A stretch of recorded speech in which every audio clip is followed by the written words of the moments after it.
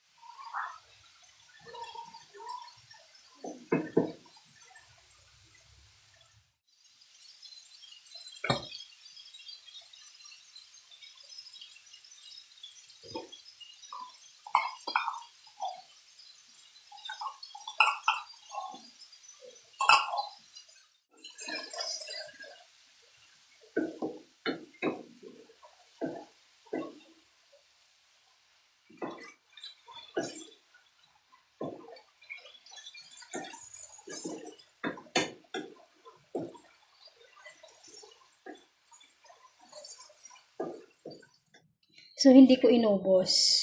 Hinati ko lang. Yung iba nandun. Tapos, ito lang yung aking gagawing torta. Kasi parang madami kung ubusin ko.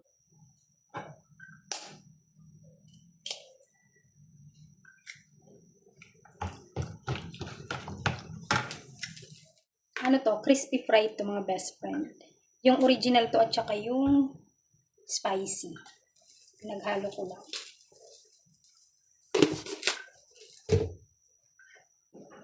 So, i-mix lang natin sila.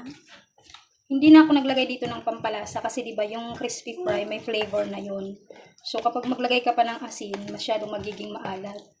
So, may lasa na din naman yung corned beef kaya hindi na ako magdadagdag dito ng panibagong pampalasa. So, ganyan lang. Maglalagay lang ako ng sesame seeds, pero kung wala naman, okay lang naman 'yun.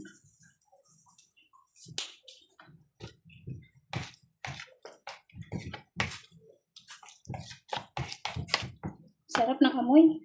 So, yung mantika na ginamit ko dito, ito yung pinagprituhan ko ng manok, mga best friend. Kaya may ganyan-ganyan siya.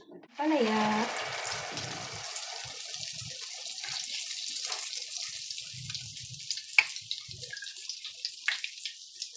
Huwag masyadong malakas yung apoy, yung tamang apoy lang. Para hindi masunog.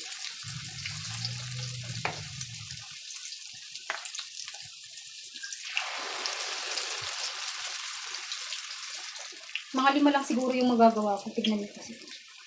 Pero okay lang kasi dadalawa lang naman kami dito. Ayan.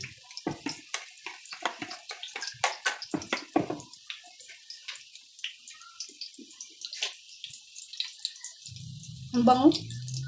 Kakagutom.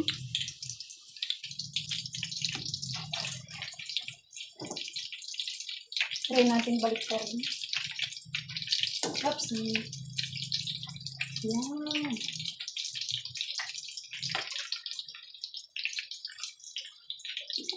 Perfect.